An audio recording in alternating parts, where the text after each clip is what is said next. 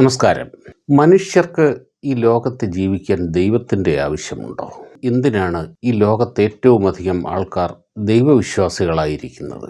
എന്തുകൊണ്ടാണ് ഇങ്ങനെയുള്ള വിശ്വാസങ്ങൾ മനുഷ്യരെ അടക്കി ഭരിക്കുന്നത്? മനുഷ്യൻ എന്തിനാണ് അനാവശ്യമായ ഇതുപോലുള്ള വിശ്വാസങ്ങൾക്ക് പിന്നാലെ പോകുന്നത്? മനുഷ്യൻ ശാസ്ത്രീയമായും സാങ്കേതികമായും ഇത്രയധികം വികസിച്ച ഈ കാലഘട്ടത്തിലും ഇന്ന് വരെ തെളിയിക്കപ്പെട്ടിട്ടില്ലാത്ത ദൈവമെന്ന ആ ഒരു അമൂർത്ത സങ്കല്പമാണ് ഈ പ്രപഞ്ചം മുഴുവനും നിലനിൽക്കുന്നതിൻ്റെ കാരണം എന്നൊക്കെ വിശ്വസിക്കുന്നത് എന്തൊരു വിഡ്ഢിത്തമാണ്. നമ്മുടെ സമൂഹത്തിൽ ഉയരുന്ന ഏറ്റവും വലിയ ചോദ്യങ്ങളിലൊന്നാണിത്, പ്രത്യേകിച്ച് യുക്തിവാദികൾ എന്ന് വിളിക്കുന്ന ഒരു വിഭാഗം.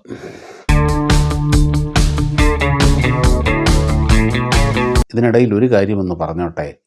എൻ്റെ വീഡിയോകൾ ഇഷ്ടപ്പെടുന്നുണ്ട് എങ്കിൽ അത് ലൈക്ക് ചെയ്യാനും കമൻറ്റ് ചെയ്യാനും ഷെയർ ചെയ്യാനും ഒന്നും മറക്കരുത്. നിങ്ങൾക്ക് എന്തഭിപ്രായവും രേഖപ്പെടുത്താം. ഈ ചോദ്യത്തിന് ഒരൊറ്റ വാചകത്തിൽ ഒരൊറ്റ ഉത്തരമുണ്ട്. സത്യമാണ്, ഈ ലോകത്തിൽ ജീവിക്കാൻ ദൈവത്തിൻ്റെ ആവശ്യമില്ല. അതാണ് അതിൻ്റെ ഉത്തരം. ശരി, അതവിടെ നിൽക്കട്ടെ. അപ്പോൾ ദൈവവും വിശ്വാസങ്ങളും ഒന്നും ആവശ്യമില്ല എന്ന് തന്നെയാണല്ലോ നമ്മളിപ്പോൾ എത്തിയിരിക്കുന്ന ഒരു ധാരണ. ശരി, അങ്ങനെ നിൽക്കട്ടെ. അങ്ങനെയെങ്കിൽ നാം ദൈവത്തിനെ മാത്രം എന്തിനാണ് ഒഴിവാക്കുന്നത്? ഒരു കൺഫ്യൂഷൻ തോന്നുന്നുണ്ടോ? സുഹൃത്തുക്കളെ, മനുഷ്യൻ ഇതര ജീവജാലങ്ങളിൽ നിന്നും വ്യത്യസ്തമായി ഈ ഭൂമിക്ക് മുകളിൽ ജീവിക്കുന്നത്, പുരോഗമിക്കുന്നത്, ഒരു സാംസ്കാരിക ജീവിയായി തുടരുന്നത് എല്ലാം ചില വിശ്വാസങ്ങൾ പിന്തുടരുന്നത് കൊണ്ട് മാത്രമാണ്. വീണ്ടും കൺഫ്യൂഷനായോ? ഞാനൊരു കാര്യം ചോദിക്കട്ടെ. നമ്മളെല്ലാവരും വസ്ത്രം ധരിക്കുന്നു, നഗ്നത മറയ്ക്കുന്നു. ഇത് കാലാകാലങ്ങളായി, പതിനായിരക്കണക്കിന് വർഷങ്ങളായി മനുഷ്യൻ പിന്തുടർന്നു പോരുന്ന ഒരു സിസ്റ്റമാണ്. വസ്ത്രത്തിൻ്റെ സങ്കല്പങ്ങളിൽ വ്യത്യാസമുണ്ടായിട്ടുണ്ടാകാം, വസ്ത്രം എന്ന ആശയത്തിൽ വ്യത്യാസമുണ്ടായിട്ടുണ്ടാകാം, ലോകത്ത് പല ഭാഗത്തും പല രീതിയിലുള്ള വസ്ത്രധാരണങ്ങൾ ഉണ്ടായിട്ടുണ്ടാവാം. പക്ഷേ വസ്ത്രം എന്ന ആശയം ഈ ഭൂമിക്ക് മുകളിൽ എന്നും എല്ലാ കാലത്തുമുണ്ട്. അത് ആദിമ മനുഷ്യൻ മുതലുണ്ട്. എന്തിനാണിത്? സത്യത്തിൽ മനുഷ്യന് ജീവിക്കാൻ വസ്ത്രം ആവശ്യമുണ്ടോ? ഈ ഭൂമിക്ക് മുകളിൽ ജീവിക്കാൻ വസ്ത്രം ആവശ്യമില്ല. മനുഷ്യൻ ജനിക്കുന്നത് വസ്ത്രത്തോടുകൂടിയല്ല. നഗ്നത എന്ന് പറയുന്നത് തന്നെ സത്യത്തിൽ അതിന് സയൻറ്റിഫിക്കായി എന്തെങ്കിലും അടിസ്ഥാനമുണ്ടോ? വസ്ത്രം ധരിക്കണം, നഗ്നത മറയ്ക്കണം എന്ന് പറയുന്നതിൻ്റെ അകത്ത്, എന്ന് നിഷ്കർഷിക്കുന്നതിൻ്റെ അകത്ത് സയൻറ്റിഫിക്കായി എന്തെങ്കിലും പറയാനുണ്ടോ ആർക്കെങ്കിലും? അതിനെന്തെങ്കിലും ശാസ്ത്രീയമായ അടിത്തറയുണ്ടോ? ഇല്ല എന്നതാണ് വാസ്തവം. അതിന് ഒരു ശാസ്ത്രീയ അടിത്തറയുമില്ല. പക്ഷേ മനുഷ്യൻ മനുഷ്യനായി ജീവിക്കുന്നതിലെ ഒരു പ്രധാന ഘടകമാണ് വസ്ത്രം ധരിക്കുക, നഗ്നത മറയ്ക്കുക എന്നുള്ളത്. അതുപോലെ കുടുംബം എന്ന സങ്കല്പം, കുടുംബം, ഒരു ഭാര്യ, ഒരു ഭർത്താവ്, കുട്ടികൾ, അങ്ങനെ ജീവിക്കുന്ന ഒരു സിസ്റ്റം. ഈ സിസ്റ്റത്തിന് എന്ത് സയൻറ്റിഫിക് ബേസാണുള്ളത്? എന്ത് ശാസ്ത്രീയ അടിത്തറയാണുള്ളത്? സത്യത്തിൽ മനുഷ്യൻ എന്ന് പറയുന്നത് ബയോളജിക്കലി, സയൻറ്റിഫിക്കലി മോണോഗോമിയായ ഒരു ക്രീച്ചറല്ല, ഒരു ജീവിവർഗമല്ല. ജീവിതകാലം മുഴുവൻ ഒരേ ഒരു ഇണയോടൊപ്പം മാത്രം കഴിയുന്ന രീതിയിലല്ല മനുഷ്യൻ്റെ ജീവശാസ്ത്രപരമായ ഘടന, അനാട്ടമിക്കലി, സയൻറ്റിഫിക്കലി എല്ലാം. പക്ഷേ മനുഷ്യൻ അങ്ങനെയാണ് ജീവിക്കുന്നത്, ഈ ലോകത്ത് മഹാഭൂരിപക്ഷം ജനങ്ങളും. സത്യത്തിൽ അത് ശാസ്ത്രവിരുദ്ധമല്ലേ? അൺസയൻറ്റിഫിക്കല്ലേ? മനുഷ്യൻ മോണോഗോമി അല്ലാത്തത് കൊണ്ട് തന്നെയാണ് ഈ ലോകത്ത് ധാരാളം അസാൻമാർഗിക കുറ്റകൃത്യങ്ങൾ ഉണ്ടാകുന്നത്. വ്യഭിചാരം എന്നത് ലോകത്തിലെ ഏറ്റവും പഴയ തൊഴിലാണ് എന്ന് വായിച്ചിട്ടുണ്ട്. എന്തുകൊണ്ടാണത്? മനുഷ്യൻ മോണോഗോമി അല്ലാത്തത് കൊണ്ട് തന്നെയാണ്. എന്നാൽ മോണോഗോമിയായ ചില ജന്തുജാലങ്ങൾ ഈ ലോകത്തുണ്ട്.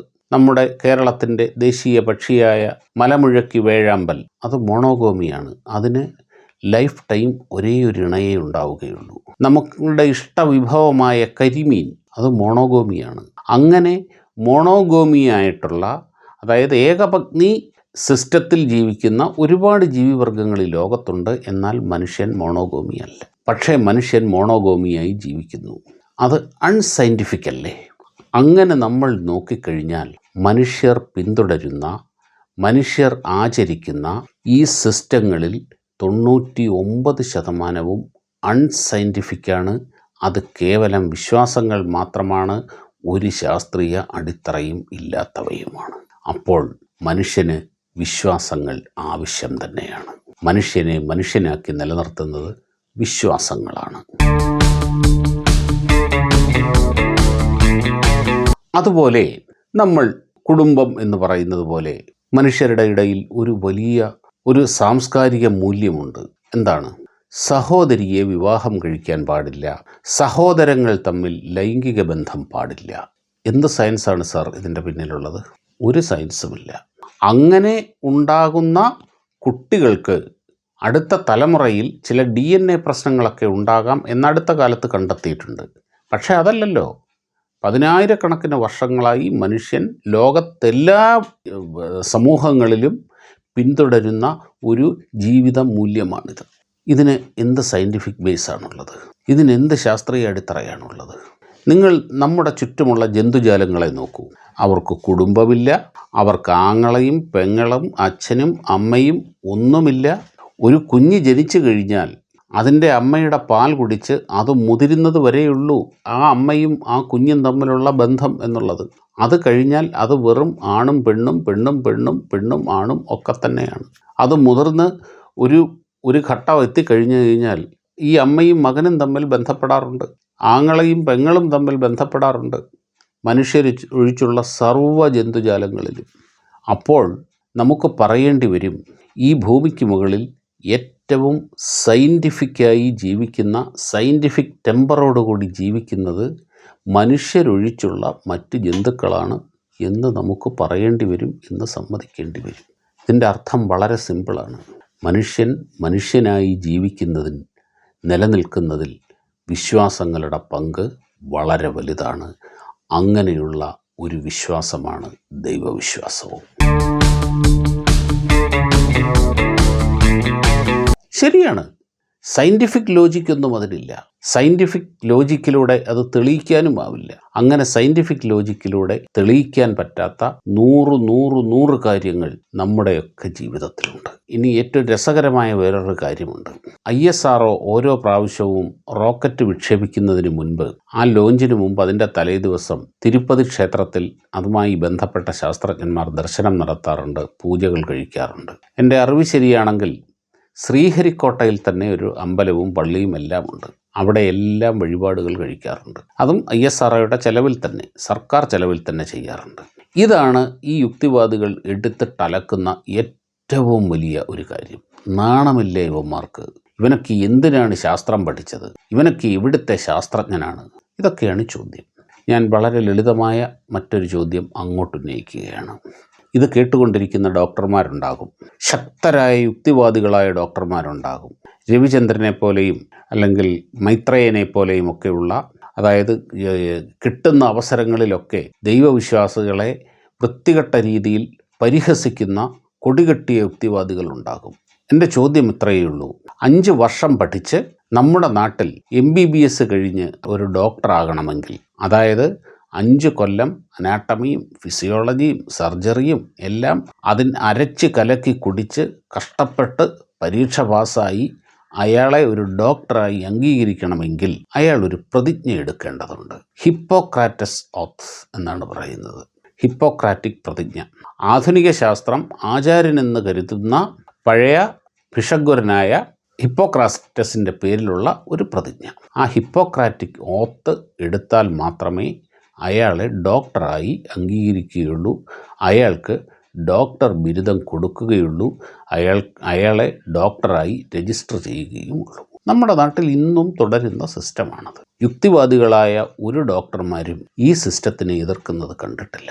ഒരു യുക്തിവാദിയും ഏതോ കാലത്ത് 10, 2000, 3000 വർഷം മുമ്പ് ഗ്രീക്കിലെങ്ങാണ്ട് ജീവിച്ചിരുന്ന ഒരു മനുഷ്യൻ്റെ പേരിൽ ഈ കേരളത്തിലെ MBBS വിദ്യാർത്ഥികൾ പ്രതിജ്ഞയെടുത്താലേ ഡോക്ടറാകൂ എന്ന ആ പരിഹാസ്യമായ സിസ്റ്റത്തിനെ പരിഹസിക്കുന്നതോ കളിയാക്കുന്നതോ എതിർക്കുന്നതോ കണ്ടിട്ടില്ല. എന്താ സാർ, ISRO സയൻറ്റിസ്റ്റുകൾ ഒരു പൂജ നടത്തിയാൽ മാത്രം നിങ്ങൾ എതിർത്താൽ മതിയോ? ഇതും നിങ്ങൾ എതിർക്കണ്ടേ? എന്താണത് ചെയ്യാത്തത്? സുഹൃത്തുക്കളെ, പറഞ്ഞു വന്നത് ഇത്രയേ ഉള്ളൂ. അപ്പോൾ ഇങ്ങനെയുള്ള ചില വിശ്വാസങ്ങൾ, ഈ വിശ്വാസങ്ങൾ നൽകുന്നത് മനുഷ്യന് വലിയ ആത്മവിശ്വാസമാണ്. സുഹൃത്തുക്കളെ, ഞാനൊരു ഉറച്ച ഈശ്വരവിശ്വാസിയാണ്. അത് പറയാൻ എനിക്കൊരു മടിയുമില്ല. സ്ഥിരമായിട്ടല്ലെങ്കിലും കഴിയുന്നത്ര സമയങ്ങളിൽ ഞാൻ ക്ഷേത്രങ്ങളിൽ പോകാറുണ്ട്. ഞാൻ എൻ്റെ വീട്ടിൽ വിളക്ക് കൊളുത്താറുണ്ട്, എൻ്റെ ഓഫീസിൽ വിളക്ക് കൊളുത്താറുണ്ട്, പ്രാർത്ഥിക്കാറുണ്ട്, ഈശ്വര എന്ന് വിളിക്കാറുണ്ട്. എന്ത് കാര്യം വന്നാലും ഈശ്വരൻ സഹായിച്ച് എന്ന് ഞാൻ പറയാറുണ്ട്. ഇതെല്ലാം ചെയ്യാറുണ്ട്. ഞാനൊരു ശാസ്ത്ര വിദ്യാർത്ഥിയുമാണ്. പഠിച്ചത് ശാസ്ത്രമാണ്. ഇപ്പോഴും ശാസ്ത്രം പഠിച്ചുകൊണ്ടേയിരിക്കുകയാണ്. പറയുന്നുണ്ട്, വായിക്കുന്നുണ്ട്. പക്ഷേ എൻ്റെ ഈശ്വര വിശ്വാസവും എൻ്റെ ഈ ശാസ്ത്രത്തിലുള്ള ഈ താല്പര്യവും തമ്മിൽ ഒരു കോൺഫ്ലിക്റ്റും എനിക്ക് എൻ്റെ ജീവിതത്തിൽ അനുഭവപ്പെട്ടിട്ടില്ല. എന്തുകൊണ്ടാണത്? എന്നെ സംബന്ധിച്ചിടത്തോളം ഈശ്വരൻ എന്ന് പറയുന്നത് ഏതോ അന്യലോകത്തിരുന്ന് ചൂരൽ ചുഴറ്റി അനുസരിപ്പിക്കുന്ന ക്രൂരനായ ഒരു ഹെഡ് മാസ്റ്റർ ഒന്നുമല്ല, എൻ്റെ യജമാനനുമല്ല. എന്നിൽ തന്നെയുള്ള എൻ്റെ ഒരു ആത്മചൈതന്യം തന്നെയാണ് ഈശ്വരൻ എന്ന് പറയുന്നത്. കൂടുതൽ ചിന്തിക്കാനും പ്രവർത്തിക്കാനും എനിക്ക് നൽകുന്ന ആത്മവിശ്വാസത്തിൻ്റെ പേരാണ് ഈശ്വരൻ എന്ന്. ഇങ്ങനെ തന്നെയാണ് എല്ലാവർക്കും. ഒരു ക്ഷേത്രത്തിൽ പോകുമ്പോൾ അല്ലെങ്കിൽ അവരവർക്ക് ഇഷ്ടമുള്ള ഒരു പ്രാർത്ഥന നടത്തുമ്പോൾ അവരവരുടെ മനസ്സിൽ പരക്കുന്ന ഒരു പ്രകാശമുണ്ട്. അങ്ങനെയുള്ളവരുടെ മനസ്സിൽ നിറയുന്ന ഒരു ആത്മവിശ്വാസമുണ്ട്. അതിനെന്താണ് സാർ പ്രശ്നം? കടുത്ത യുക്തിവാദിയായ രവിചന്ദ്രനോടോ മൈത്രേയനോടോ അവരുടെ ബന്ധുക്കളോ സുഹൃത്തുക്കളോ ആരെങ്കിലും ഒരാൾ, അവരുടെ മക്കൾ, സാർ ഞാൻ ഇന്നൊരു പരീക്ഷയ്ക്ക് പോവുകയാണ്, ഓക്കെ ഓൾ ദ ബെസ്റ്റ്, ഇത് പറയാറില്ലേ? എന്ത് സയൻറ്റിഫിക് ബേസാണ് സാർ അതിനുള്ളത്? പോയി മുടിഞ്ഞു വാടാ എന്ന് പറയുന്നതും പോയി നന്നായി പരീക്ഷ എഴുത് എന്ന് പറയുന്നതും ആ കുട്ടിയിലുണ്ടാക്കുന്ന ആ വൈകാരിക അവസ്ഥയ്ക്ക് വലിയ വ്യത്യാസമുണ്ടാക്കും. പ്രത്യേകിച്ച് നമുക്ക് പറയാൻ സയൻസ് ഒന്നും ഇതിൻ്റെ പിന്നിലില്ല. അവർക്ക് നൽകുന്ന ഒരു ആത്മവിശ്വാസം, അത്രയേ ഉള്ളൂ. അങ്ങനെ ഒരു ആത്മവിശ്വാസം എനിക്ക് എൻ്റെ വിശ്വാസത്തിലൂടെ, ഈശ്വര വിശ്വാസത്തിലൂടെ ലഭിക്കുന്നു എങ്കിൽ എന്താണ് സാർ പ്രശ്നം? ആർക്കാണ് പ്രശ്നം? നിങ്ങൾക്കില്ലേ ചില ഇഷ്ടങ്ങൾ? എനിക്കുമില്ലേ ചില ഇഷ്ടങ്ങൾ? അങ്ങനെ ഓരോരുത്തർക്കും ചില ഇഷ്ടങ്ങൾ ഉണ്ടാവില്ലേ? എനിക്ക് ചില നിറങ്ങളോട് വലിയ ഇഷ്ടമാണ്. ആ നിറത്തിലുള്ള വസ്ത്രങ്ങൾ ധരിക്കുമ്പോൾ എനിക്ക് സ്വയം ഒരാത്മവിശ്വാസം തോന്നുന്നു. അത് നിങ്ങൾക്കും തോന്നുന്നു. നിങ്ങൾക്കും നിങ്ങളിഷ്ടമുള്ള ഒരു ഡ്രസ്സ് ധരിക്കുമ്പോൾ നിങ്ങൾക്കൊരാത്മവിശ്വാസം തോന്നുന്നു. അങ്ങനെ ആ ആത്മവിശ്വാസത്തോടു കൂടി ഒരു കാര്യം ചെയ്യുമ്പോൾ അതിന് കൂടുതൽ ക്രിയേറ്റീവ് റിസൾട്ട് ഉണ്ടാകുന്നു. എന്താണപ്പാ നിങ്ങളുടെ ലോജിക്ക് പറഞ്ഞാൽ ഇതിൻ്റെയൊക്കെ സയൻറ്റിഫിക് ബേസ് എന്ന് പറയുന്നത്? ഒരു സയൻറ്റിഫിക് ബേസുമില്ല. ഈശ്വരൻ എന്ന് പറയുന്നത്, ദൈവം എന്ന് പറയുന്നത് മനുഷ്യന് ആത്മവിശ്വാസം നൽകുന്ന വലിയ ഒരു ഘടകമാണ്. ISRO ശാസ്ത്രജ്ഞന്മാർ തിരുപ്പതിയിൽ ഒരു പൂജ നടത്തുമ്പോൾ അല്ലെങ്കിൽ ഒരു ഗണപതി ഹോമം നടത്തുമ്പോൾ അതവരിൽ ഒരു വലിയ ആത്മവിശ്വാസം നിറയ്ക്കുന്നുണ്ട്. ആ ആത്മവിശ്വാസം കാരണം അവരുടെ ക്രിയേറ്റീവ് തോട്ട് വലിയ രീതിയിൽ സ്വാധീനിക്കപ്പെടുന്നുണ്ട്. അതിൻ്റെ റിസൾട്ട് അവരുടെ പ്രവർത്തികളിൽ ഉണ്ടാകുന്നുണ്ട്. അല്ലാതെ ഒരു ഗണപതി ഹോമം നടത്തുമ്പോൾ ഗണപതി ഇറങ്ങി വന്ന് മുകളിലുള്ള മുഴുവൻ തടസ്സങ്ങളും അങ്ങ് ഒഴിവാക്കുന്നു എന്നല്ല. ഗണപതി ഹോമം നടത്തിയിട്ടുള്ള അനേകം ലോഞ്ചുകൾ പരാജയപ്പെട്ടിട്ടുണ്ട്, വിജയിച്ചിട്ടുമുണ്ട്. ഇനി രസകരമായ മറ്റൊരു കാര്യം ഞാൻ പറയാം. 1960കളിൽ അപ്പോളോ പദ്ധതി തുടങ്ങിയപ്പോൾ, മനുഷ്യനെ ചന്ദ്രനിൽ അയക്കാനുള്ള അപ്പോളോ പദ്ധതി അമേരിക്കയിൽ നാസ ആരംഭിച്ചപ്പോൾ അതിൻ്റെ ആദ്യ ദൗത്യങ്ങളെല്ലാം വലിയ പരാജയമായിരുന്നു. ആദ്യ റോക്കറ്റ് പരാജയമായിരുന്നു. ആദ്യത്തെ വിക്ഷേപണം, മനുഷ്യരെ കയറ്റിയുള്ള വിക്ഷേപണം തന്നെ വലിയ ദുരന്തത്തിലാണ് കലാശിച്ചത്. വിക്ഷേപണത്തറയിൽ തന്നെ റോക്കറ്റ് പൊട്ടിത്തെറിച്ച് 3 പേർ മരിച്ചു. അങ്ങനെ വലിയ പ്രശ്നങ്ങളായിരുന്നു. അതിനുശേഷം അവർ അപ്പോളോ 5 വിക്ഷേപിക്കുമ്പോൾ ഭയങ്കര ടെൻഷനാണ് ആ മിഷൻ കൺട്രോൾ മുഴുവനും. എന്താ സംഭവിക്കുകയെന്നറിയില്ല. കാര്യം പരാജയങ്ങളുടെ ഒരു പരമ്പര തന്നെയായിരുന്നു സംഭവിച്ചിരുന്നത്. ഇതും കൂടി പരാജയപ്പെട്ട് കഴിഞ്ഞാൽ ഒരുപക്ഷെ പദ്ധതി തന്നെ ഉപേക്ഷിക്കേണ്ടി വരുമോ എന്ന ഒരാശങ്കയും ഉണ്ടായിരുന്നു. ഈ ടെൻഷൻ അങ്ങോട്ട് സഹിക്കാൻ വയ്യാതായപ്പോൾ അവിടെ ഉണ്ടായിരുന്ന ഒരു സയൻറ്റിസ്റ്റ്, അദ്ദേഹം വീട്ടിൽ നിന്ന് കൊണ്ടുവന്ന കുറച്ച് കടല എടുത്തിങ്ങനെ കുറച്ചുകൊണ്ടിരുന്നു. അടുത്തിരുന്നവർക്കും അത് കൊടുത്തു. അപ്പം അതിങ്ങനെ കുറച്ചുകൊണ്ട് ഇവരിങ്ങനെ അതിൻ്റെ ആ ലോഞ്ച് സീക്വൻസ് ഇങ്ങനെ പ്ലാൻ ചെയ്യുകയാണ്. ലോഞ്ച് നടക്കുകയാണ്. ആ വിക്ഷേപണം വലിയ വിജയമായി. അതിനുശേഷം അന്ന് മുതൽ ഇന്ന് വരെ ഒരു റോക്കറ്റ് വിക്ഷേപിക്കുമ്പോൾ അവിടെ ആ മിഷൻ കൺട്രോളിൽ കടല വിതരണം ചെയ്യും. അതിനുവേണ്ടി നാസയ്ക്ക് പ്രത്യേക ബജറ്റ് വരെയുണ്ട്. അവിടെയുള്ള എല്ലാ സയൻറ്റിസ്റ്റുകൾക്കും അതുപോലെ വിസിറ്റേഴ്സ് ഗ്യാലറിയിൽ ഇരിക്കുന്നവർക്കും അങ്ങനെയുള്ളവർക്കെല്ലാവർക്കും കടലയുടെ ഒരു ബോട്ടിൽ കിട്ടും. അത് തിന്നുകൊണ്ടാണ് ഇന്നും നാസയിൽ ഓരോ വിക്ഷേപണവും നടക്കുന്നത്. അവർ വിശ്വസിക്കുന്നു ഇങ്ങനെ കടല തിന്നുകൊണ്ട് വിക്ഷേപണ വേളയിൽ കടല തിന്നാൽ ആ ലോഞ്ച് വിജയിക്കും എന്ന് അവർ വിശ്വസിക്കുന്നു. നാസയിലെ ശാസ്ത്രജ്ഞന്മാരുടെ കാര്യമാണ് ഞാനീ പറഞ്ഞത്. ഇങ്ങനെ കടല നിന്നുകൊണ്ട് വിക്ഷേപിച്ച സ്പേസ് ഷട്ടിൽ ചലഞ്ചർ 7 പേരെയും കൊണ്ട് അറ്റ്ലാന്റിക്കിൽ കത്തി അമർന്നു വീണു. 7 പേരും മരിച്ചു 1986. ഇതേപോലെ കടല നിന്നുകൊണ്ട് തന്നെ വിക്ഷേപിച്ച കൊളംബിയയാണ് തിരിച്ചു വരുമ്പോൾ അന്തരീക്ഷത്തിൽ ചാമ്പലായി പോയത്. കൽപ്പന ചൗള അടക്കം കൊല്ലപ്പെട്ടത്. ഇതിങ്ങനെ നടക്കുന്നുണ്ട്. അതിലും രസകരമാണ് സോവിയറ്റ് യൂണിയൻ പിന്തുടർന്നിരുന്ന സോവിയറ്റ് യൂണിയനിലെ സ്പേസ് ഏജൻസി പിന്തുടർന്നിരുന്ന, അതായത് സയൻറ്റിഫിക് ടമ്പർ അങ്ങ് ആകാശം മുട്ടി നിൽക്കുന്ന സോവിയറ്റ് യൂണിയൻ്റെ ആയ കാലം, കമ്മ്യൂണിസ്റ്റ് സോവിയറ്റ് യൂണിയൻ എന്തായിരുന്നറിയോ? ആദ്യം യൂറി ഗഗാറിൻ ബഹിരാകാശത്തേക്ക് പോകാൻ വേണ്ടി വിക്ഷേപണത്തറയിലെത്തി. അദ്ദേഹം വന്ന വാഹനത്തിൽ വിക്ഷേപണത്തറയിലെത്തി സ്പേസ് സ്യൂട്ടൊക്കെ അണിഞ്ഞുകൊണ്ട് എത്തിക്കഴിഞ്ഞപ്പോൾ ഈ റോക്കറ്റിലേക്ക് കയറുന്നതിന് തൊട്ട് മുമ്പ് അദ്ദേഹത്തിന് കലശലായ മൂത്രശങ്ക. അവിടെ ബാത്റൂമിലൊന്നും പോകാൻ സൗകര്യമില്ല, സമയവുമില്ല. അദ്ദേഹം നേരെ പിന്നിൽ മറഞ്ഞു നിന്നുകൊണ്ട് വന്ന വാഹനത്തിൻ്റെ ടയറിലേക്ക് മൂത്രമൊഴിച്ചു. അതിനുശേഷം സോവിയറ്റ് കോസ്മനോട്ടുകൾ ഈ ലോഞ്ച് വെഹിക്കിളിലേക്ക് കയറുന്നതിന് മുമ്പ് അവർ വന്ന വാഹനത്തിൻ്റെ ടയറിൽ മൂത്രമൊഴിക്കും. ഇപ്പോഴത്തെ പിന്തുടരുന്നുണ്ടോ എന്നറിയില്ല.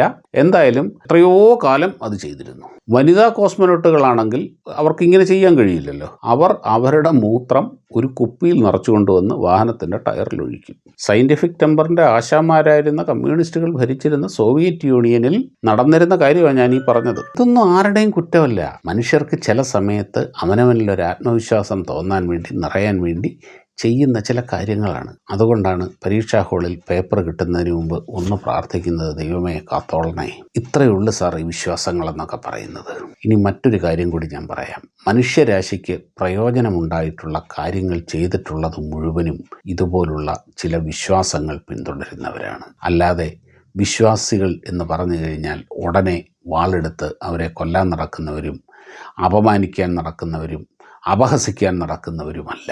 ഈ പറയുന്നവരും പിന്തുടരുന്നത് ചില വിശ്വാസങ്ങളാണ്. അവരും ചില വിശ്വാസങ്ങൾ പിന്തുടരുന്നു. അതിൽ നിന്ന് ഒരു ദൈവത്തിനെ മാത്രം അങ്ങോട്ട് മാറ്റി നിർത്തുന്നത് എന്തിനാണ് സാർ?